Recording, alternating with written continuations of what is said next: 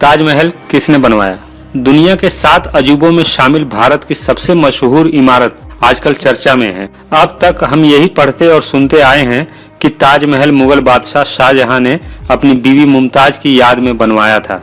लेकिन आज कुछ लोग दावा कर रहे हैं कि ताजमहल शाहजहां द्वारा बनवाया मुमताज का मकबरा नहीं, बल्कि यह तेजो महालय मंदिर था, जिसे शाहजहां ने कब्जा कर मकबरे में बदल दिया था। क्या है सच्चाई? सबसे पहले तो यह जान लीजिए कि ताजमहल पर राजनीति करने वाले कुछ लोगों की वजह से विदेशों में भी भारत की बहुत किरकिरी होती है, क्योंकि ताजमहल भारत ही नहीं बल्कि पूरे विश्व की धरोहर है। इसलिए ये खूबसूरत इमारत वर्ल्ड हेरिटेज की सूची में सबसे ऊपर है। ताजमहल किसी आजम खां के बाप की जागीर नहीं और किसी ओवैसी के दादा की कब्र नहीं। ये भारत की पहचान है, देश की अनमोल धरोहर है, जिसे सांप्रदायिक शक्तियों के घिनौने इरादों से बचाना सरकार का दायित्व है। ताजमहल में नमाज पढ़ने का मतलब क्या है? ताजमहल कोई मस्जिद नहीं, जिसे नमाज पढ़नी है वो मस्जिद में पढ़े। ये किसी मुसलमान की बपौती नहीं, ये किसी हिंदू का मंदिर नहीं और किसी ईसाई का चर्च नहीं। ये खूबसूरत इमारत हमें देश के उन बहादुर मजदूरों की याद दिलाती है जिन्होंने 20 साल लगातार यहाँ अपना खून और पसीना बहाया। ताजमहल हमारे लोकतांत्रिक देश के विविधता में एकता का प्रतीक, एक महान विरासत है, जिसे संजो कर रखना भारत के हर नागरिक की जिम्मेदारी है। जो लोग देश की विरासत को कलंक कहते हैं, वे लोग मानसिक रूप से बीमार हैं। उनकी जगह संसद नहीं बल्कि पागल खाना है। ताजमहल अपने निर्माण के साथ ही यह दुनिया के आकर्षण का केंद्र बन गया था। जीन बैप्टिस्ट टेवर्नियर उन शुरुआती यूरोपियंस में से एक थे जिन्होंने ताजमहल को बनता देखा था। इसके बाद के कालखंड में मुगल साम्राज्य कमजोर होता चला गया और देश पर ईस्ट इंडिया कंपनी का राज कायम हो गया। ताजमहल के निर्माण के केवल 100 वर्षों के बाद ही पूरे भारत पर राज करने वाली मुगल सल्तनत लाल किले की दीवारों के बीच सिमट कर रह गई। इस बीच ताजमहल की सुध लेने वाला भी कोई नहीं बचा। 1830 में लॉर्ड विलियम बेंटिक ने ताजमहल के पत्थरों को नीलाम करने का मन बना लिया, लेकिन कंपनी के आला अधिकारियों की इजाजत नहीं मिलने के कारण उन्हें अपना ये इरादा छोड़ देना पड़ा। 1861 में आर्कियोलॉजिकल सर्वे ऑफ इंडिया का गठन हुआ और अलेक्जेंडर कनिंघम इसके पहले अध्यक्ष बने। इसके बाद ही भारत में इतिहास को समझने के लिए बड़े पैमाने पर ऐतिहासिक इमारतों की जांच शुरू हुई। साथ ही उत्खनन का काम भी आरंभ हुआ। इसी प्रक्रिया में हड़प्पा, मोहनजोदाड़ो सहित देश के अलग अलग कोनों में बड़ी बड़ी खोजें हुई। अंग्रेजों के समय ताजमहल का इतिहास उतना पुराना नहीं था। उनके पास ढेरों दस्तावेज मौजूद थे, जिससे उन्हें इस बात पर कोई संदेह नहीं था कि ताजमहल शाहजहां ने बनवाया था। ताजमहल के निर्माण से पूर्व आगरा में किसी तेजो महालय का कोई ऐतिहासिक प्रमाण नहीं है। न ही ताजमहल के पूर्व यानी 1630 से पहले आने वाले किसी भी अंग्रेज ने ऐसा कोई संस्मरण लिखा है। ताजमहल के बनने से पहले दूर दूर से आगरा आने वाले बड़े व्यापारियों के रिकॉर्ड भी उपलब्ध हैं, जो दूर दराज से अपना माल लेकर आगरा पहुंचते थे और आगरे में अपना माल बिकने तक रुकते भी थे। उनमें से कई व्यापारियों ने आगरे में बिताए अपने दिनों को याद करते हुए डायरियां लिखी हैं। उनके संस्मरणों में आगरे की छोटी छोटी जगहों का जिक्र है, लेकिन तेजो महालय का कोई उल्लेख नहीं। साथ ही आगरे में 500 साल से भी पहले से रहने वाले कई ऐसे वैश्य परिवार हैं जो आगरा में किसी तेजो महालय की बात को कोरी गप करार देते हैं, क्योंकि ताजमहल के पूर्व का इतिहास उनके पूर्वजों के व्यक्तिगत रिकॉर्ड में दर्ज है। इन सभी सबूतों के बावजूद आज अचानक ऐसा कौन सा उत्खनन हो गया जिसके आधार पर यह दावा किया जा रहा है कि ताजमहल से पहले वहां पर तेजो महालय था। कहा जाता है किसी झूठ को 100 बार बोलो तो लोग उसे सही समझने लगते हैं। ताजमहल को तेजो महालय साबित करने का सबसे पहला प्रयास पुरुषोत्तम नागेश ओक ने किया। उन्होंने एक किताब लिखी जिसका शीर्षक था ताजमहल एक शिव मंदिर। इस किताब में उन्होंने दावा किया था कि ताजमहल एक शिव मंदिर है। हालांकि अपने दावे को सच साबित करने के लिए उन्होंने एक भी वैज्ञानिक प्रमाण नहीं दिया है। फिर भी उनके इस झूठ पर आधारित दावे को खूब प्रचारित किया गया। लगभग 4 दशक तक लाखों करोड़ों बार ताजमहल के बारे में झूठ के इस पुलिंदे को लोगों तक पहुंचाया गया। आज आलम यह है कि आप गूगल पर टाइप कीजिए ताजमहल, आपको हजारों लाखों की संख्या में ऐसे कोटेशन और वीडियो मिल जाएंगे जो ओक की किताब को आधार मानकर ताजमहल को शिव मंदिर बताने पर उतावले हैं। अब ओक के इस दावे पर आर्कियोलॉजिकल सर्वे ऑफ इंडिया के निदेशक क्या कहते हैं, आइए देखते हैं। 10वीं शताब्दी में के फतेहपुर सीकरी के आसपास जैन मंदिरों के जैन मूर्तियां मिली हैं, तो वहाँ ये प्रमाणित है कि वहाँ जैन मंदिर थे और उनकी वहाँ पूजा की जाती थी। लेकिन ताजमहल के आसपास कोई ऐसा प्रमाण अभी नहीं मिला, तो ये कहना सही नहीं होगा कि यहाँ ताजमहल शिव के मंदिर से पहले कोई जैन मंदिर थे। और ऐसा तो हम मानते ही हैं कि जानते हैं कि राजा मानसिंह से ये जगह खरीदी गई थी। ऐसा आर्कियोलॉजिकल सर्वे ऑफ इंडिया में ऐसे कोई रिकॉर्ड नहीं है, अथवा इस तरह की कोई जानकारी हम लोगों के रिसर्च के माध्यम से नहीं प्राप्त हुई है कि ये ताजमहल पहले कोई हिंदू स्मारक था। दोनों स्थिति में तोड़ करके बनाने की कोई स्थिति हम लोगों के सामने कोई ऐसे साक्ष्य नहीं है हमारे पास जिसके आधार पर हम ये कह सके कि शिव मंदिर अथवा जैन मंदिर को वहाँ तोड़ करके ताज की स्मारक की स्थापना की गई थी। ऐसा कोई सबूत हमारे पास नहीं है। ओक साहब ने अपनी किताब में तेजो महाले के बारे में अपनी कल्पना के आधार पर बहुत से दावे किए हैं। उनके इन दावों का कोई वैज्ञानिक आधार नहीं है। आइए उनके कुछ दावे की पड़ताल कर लेते हैं। ओक साहब लिखते हैं कि ताजमहल के गुम्बद पर जो लोहे का स्तंभ गाड़ा गया है उसमें नारियल का चिन्ह है, जो किसी मंदिर के शिखर पर ही स्थापित किया जाता है। अब आइए उनके इस दावे की पड़ताल भी कर लेते हैं। ताजमहल के गुम्बद पर जो स्तंभ लगा है वो ताजमहल का असली स्तंभ नहीं है। ताजमहल के बनने के बाद से आज तक इसमें बहुत से बदलाव भी होते रहे हैं। 1857 की क्रांति के दौरान इस इमारत को बहुत क्षति पहुंचाई गई थी। इस दौरान इसकी दीवारों में जड़े हुए बेशकीमती पत्थरों को अंग्रेजों ने निकलवा लिया था। साथ ही इसके शिखर पर स्थित स्तंभ को सोने का स्तंभ समझकर उसे वहां से उखाड़ लिया गया था। इसके बाद करीब 30 वर्षों तक ये भव्य इमारत यूं ही उजड़ी हुई खड़ी रही। सन 1892 में उस समय भारत के वायसराय जॉर्ज नेथानियल कर्जन ने ASI को ताजमहल के जीर्णोद्धार की बड़ी परियोजना प्रदान की।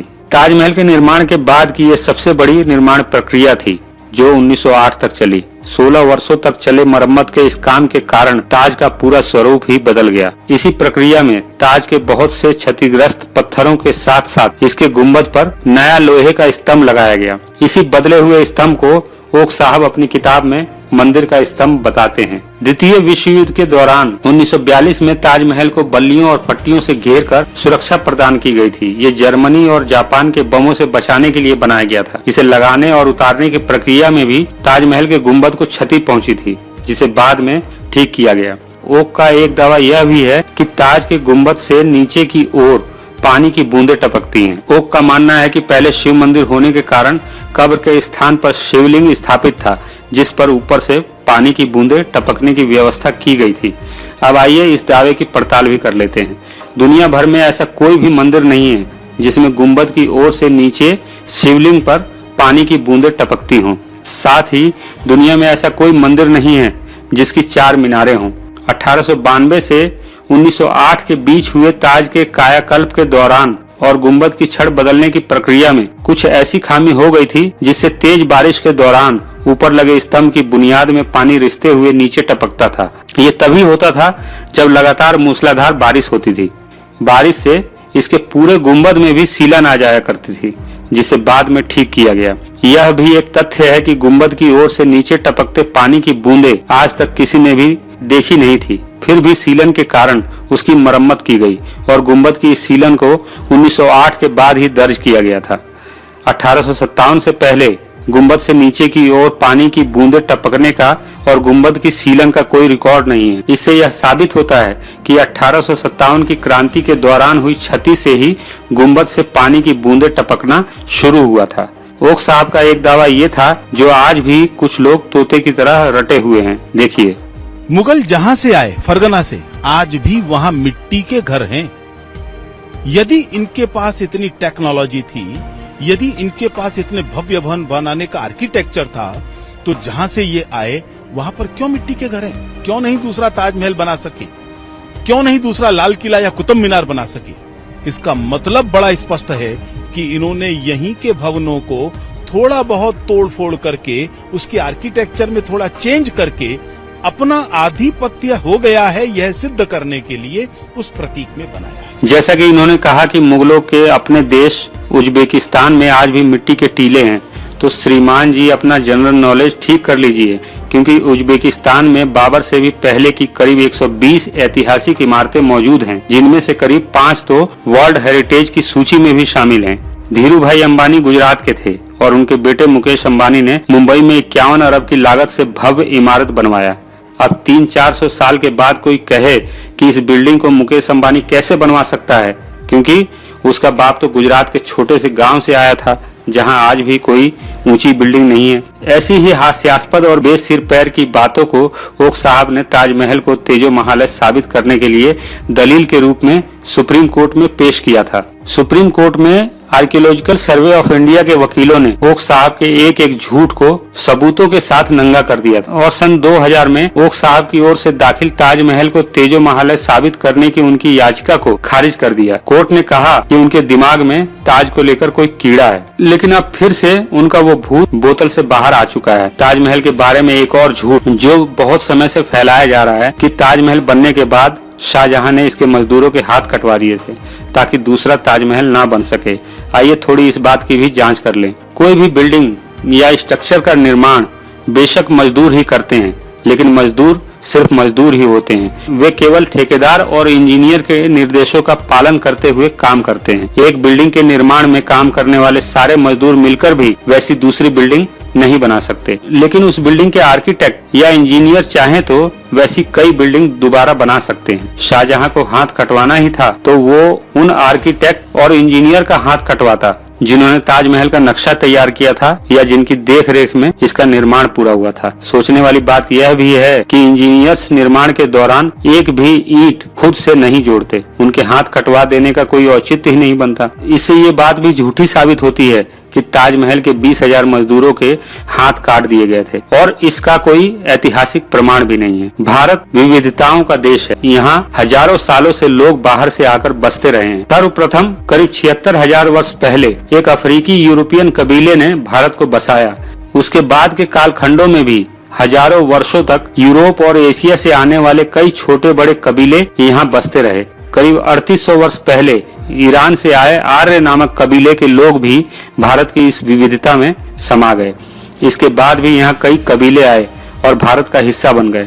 2100 वर्ष पहले शक जनजाति के लोग आए और उन्होंने भारत में अपना साम्राज्य स्थापित किया। शक संवत उन्हीं की देन है। शक कबीले के बाद हूर कबीले के लोग आकर बसे। उनके बाद कुषाण यहाँ आए जिन्होंने अपना साम्राज्य कायम किया और मथुरा को राजधानी बनाया। कुषाणों ने बौद्ध धर्म अपनाया और सम्राट कनिष्क इसी कुषाण कबीले के शासक थे। ये सभी आक्रमणकारी थे जो आक्रमण के इरादे से आए थे, लेकिन भारत के सुंदर और उपजाऊ भौगोलिक स्थिति के कारण यहीं के होकर रह गए। इसी तरह बाद में भी अनेकों कबीले यहाँ आते गए और भारत की विविधता में विलीन होकर पूरी तरह भारतीय हो गए। ठीक ऐसे ही बाबर भी यहाँ लूटने के इरादे से आया, लेकिन यहाँ से वापस जा नहीं पाया। कोई भी शासक या कबीला पूरी तरह गलत नहीं होता, बल्कि इन कबीलों से निकले कुछ लोग गलत हो सकते हैं। इसी तरह पूरा मुगल वंश गलत नहीं था, बल्कि इस वंश के 2 शासक बाबर और औरंगजेब गलत थे। बाकी के सभी मुगल बादशाहों ने भारत की तहजीब और यहाँ के अकीदों को कायम रखा। एक मुस्लिम बादशाह के डर से भागे हुमायूं को एक राजपूत राजा ने पनाह दी और इसी राजपूत राजा के घर में अकबर का जन्म हुआ। अकबर के दरबार में तानसेन जैसे संगीतज्ञ थे तो टोडरमल जैसे राजनीतिज्ञ भी थे, मानसिंह जैसे सेनापति थे तो बीरबल जैसे विद्वान भी थे। ऐसे ही विविधता भरा था जहांगीर का दरबार। जहांगीर के बाद शाहजहां के काल में भी मुगल दरबार ऐसे ही सभी संस्कृतियों का संगम था। अंग्रेजों के विरुद्ध बहादुर शाह का साथ देने वालों में अधिकतर राजपूत राजा ही थे। कुछ कठमुल्लों और जाहिल नेताओं ने देश की रंगीन फिजाओं में सांप्रदायिकता का जहर घोलना शुरू कर दिया है और लोकतंत्र के चारों स्तंभ मौन खड़े हैं। यह देश की एकता, अखंडता और समरसता के लिए एक खतरनाक स्थिति है।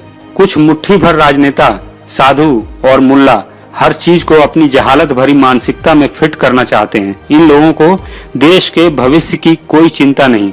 घोर गरीबी और अशिक्षा के दलदल में फंसी देश की 85% आबादी लोकतंत्र से अपने उद्धार की उम्मीदें लगाए बैठी है। लेकिन हमारे कर्णधार, हमारे राजनेता और धर्मगुरु हमें धर्म की चाशनी में लपेटकर खा जाना चाहते हैं। अगर इतिहास के घावों को कुरेदने से हमारा वर्तमान और भविष्य बदल सकता है तो उस इतिहास को भी कुरेदना होगा जो और भी विभत्स है। ईसा और मोहम्मद से पहले जब पूरी दुनिया में कोई मुसलमान या ईसाई नहीं था, तब वे कौन लोग थे जिन्होंने भारत से बौद्ध मठों, बौद्ध विहारों को नेस्तनाबूद किया? वो कौन सा शासक था जिसने घोषणा की थी कि जो एक बौद्ध भिक्षु का सर काट कर लाएगा उसे सोने के 100 सिक्के दिए जाएंगे? वे कौन लोग थे जिन्होंने भारत से बौद्धों का सफाया किया? इतिहास में ऐसा बहुत कुछ है जो अच्छा नहीं है, लेकिन हम उस कुरूप और रक्त रंजित इतिहास को बदल नहीं सकते। भारत के इतिहास में Taimur lung, Genghis Khan, Jaichand, Babar, Aurangzeb और बख्तियार खिलजी जैसे खलनायक हुए हैं, तो सम्राट अशोक, कनिष्क, हर्षवर्धन, राणा प्रताप और अकबर जैसे महानायक भी हुए हैं जिन्होंने भारत ही नहीं पूरे विश्व के इतिहास को प्रभावित किया है। ताजमहल के विषय में यूपी के माननीय मुख्यमंत्री योगी जी ने ताजमहल को देखने के बाद बहुत ही सार्थक और सीधी बात कही है, जो ताजमहल के बारे में ओछी सोच रखने वाले लोगों के लिए एक बेहतरीन सबक है।